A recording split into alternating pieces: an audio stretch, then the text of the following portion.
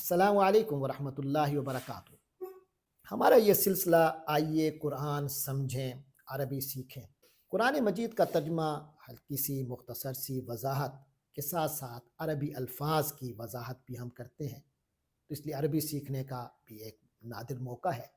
قرآن کی روشنی میں۔ تو آج کی جو آیات ہیں ہمارے سامنے وہ ہیں آیت 191 اور 192۔ شروع کرتے ہیں۔ اعوذ باللہ من الشیطان الرجیم، بسم اللہ الرحمن الرحیم۔ وَاقْتُلُوهُمْ حَيْثُ ثَقِفْتُمُوهُمْ وَأَخْرِجُوهُمْ مِنْ حَيْثُ أَخْرَجُوكُمْ وَالْفِتْنَةُ أَشَدُّ مِنَ الْقَتْلِ وَلَا تُقَاتِلُوهُمْ عِنْدَ الْمَسْجِدِ الْحَرَامِ حَتَّى يُقَاتِلُوكُمْ فِيهِ فَإِنْ قَاتَلُوكُمْ فَاقْتُلُوهُمْ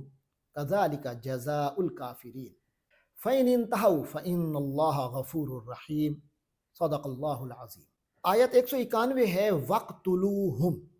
آپ کو معلوم ہے جو گزشتہ آیت تھی اس میں مسلمانوں کو اجازت دی گئی ایک خاص سیاق و سباق میں کہ جب صلح حدیبیہ کے بعد مسلمان عمرے کے لیے دوبارہ جا رہے تھے تو ایک خوف تھا کہ وہ لوگ قتال کریں گے تو کیا ہمیں اجازت ہے کہ نہیں ہے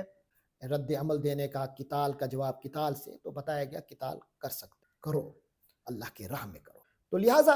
آگے فرمایا وَاقْتُلُوهُمْ، وا کے معنی اور، اقتلوہم قتل سے، قتل کے معنی کسی کو جان سے مار دینا، قاتلہ اس نے جان سے مار دیا، یقتلو وہ قتل کرتا ہے جان سے مار دیتا ہے، اقتل تو قتل کر، اقتلو تم سب قتل کرو، ہم ان لوگوں کو، وقتلوہم اور ان کو قتل کرو جنہوں نے تم سے جنگ شروع کر دی۔ بے شک حرم کا محرم مہینہ تھا، بے شک حرم کا علاقہ تھا، مگر انہوں نے تم پر جنگ مسلط کی، تمہارے جان کے دشمن ہو کر تمہارے ذمے لگ گئے، وقتلوہم تو تم بھی ان کو قتل کرو، حیثو جہاں بھی، ثقف تم، ثاقفہ یثقف ثاقفہ کسی کو پا لینا، حیثو ثقف تم جہاں بھی تم پاؤ، ثقف تموہم تم ان لوگوں کو پاؤ، وہ تمہیں جہاں ملے قتل کرو انہیں، وَأَخْرِجُوهُمْ وا کے معنی اور، اخرجو خروج سے کے معنی نکلنا اور اخراج کے معنی نکالنا، اس اخراج سے فعل ماضی ہے اخرجا اس نے نکالا،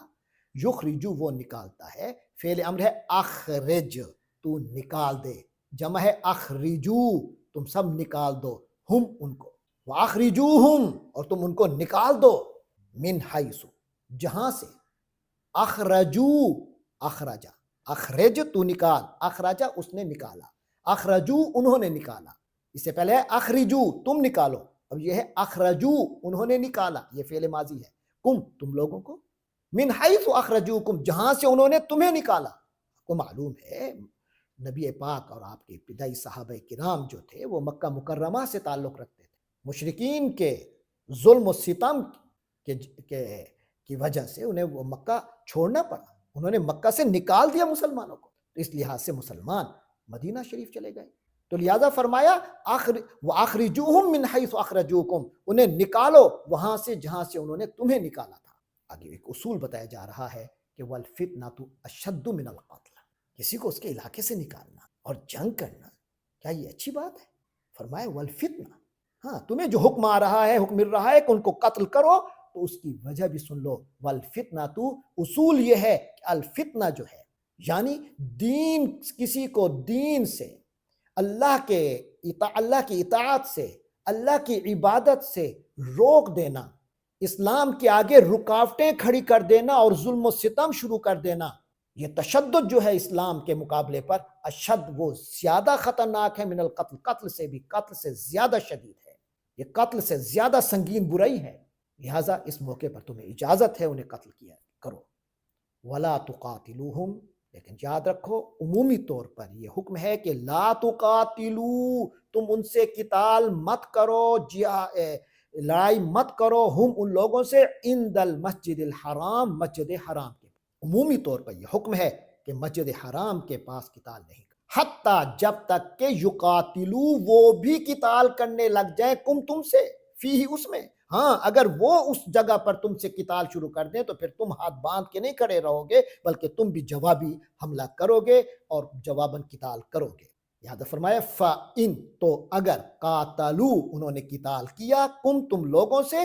فَقْتُلُوا تو تم قتل کرو، ہم ان کو، کذالک اسی طرح جزا بدلہ ہے الکافرین کافروں، تو یہ ہے کافروں کا بدلہ، تم جواب دے سکتے ہو۔ اس کے بعد اگلی آیت میں فرمایا فَإِنِ انتہوا فَإِنَّ اللَّهَ غَفُورٌ رحیم، فا تو ان اگر انتہوا وہ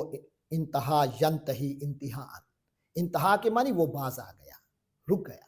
ینتہی وہ باز آ جاتا ہے، تو انتہا وہ باز آ گیا، انتہوا وہ سب باز آ گئے، فَإِنِ انتہوا فرمایا تو اگر وہ باز آ جائیں یعنی قتال سے رک جائیں، تھم جائیں، فَإِنَّ اللَّهَ تو یقیناً اللہ تعالیٰ جو ہے غفور بہت بخشنے والے ہیں، رحیم رحم فرمانے والے ہیں۔ یعنی وہ قتال روک دیں اور ایمان قبول کر لیں، تو اب یہ نہیں ہے کہ تم نے فلاں زمانے میں یوں کیا تھا، حالت کفر میں یہ زیادتی کی تھی، وہ زیادتی کی تھی، نہیں، اس کا بدلہ نہیں ہو۔ اور میں اگر وہ باز آ جائیں، اپنی وہ سرنڈر کر لیں اور مان لیں کہ ہم نے غلطی کی تھی اور اسلام قبول کر لیں، تو پھر یاد رکھو اللہ بہت مغفرت کرنے والا ہے۔ مسلمانوں تمہیں بھی اپنے اندر یہ صفت قائم کرنی ہے، تمہیں سب معاف کر دینا چاہیے۔ رحیم اللہ تو سب پر رحم فرمانے والا، لہٰذا تم اللہ تبارک و تعالیٰ کی اس صفت سے تم بھی تخلقوا باخلاق اللہ، اللہ کی صفت سے کو تمہیں بھی اپنانا چاہیے، اور یاد رکھو اللہ بھی انہیں بخش دے گا اگر ایمان لانے میں وہ مخلص ہیں، اور اللہ کی رحمت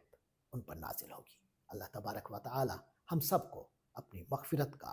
اور اپنی رحمت کا مستحق بنائے۔ وآخر دعوانا ان الحمد للہ رب العالمین۔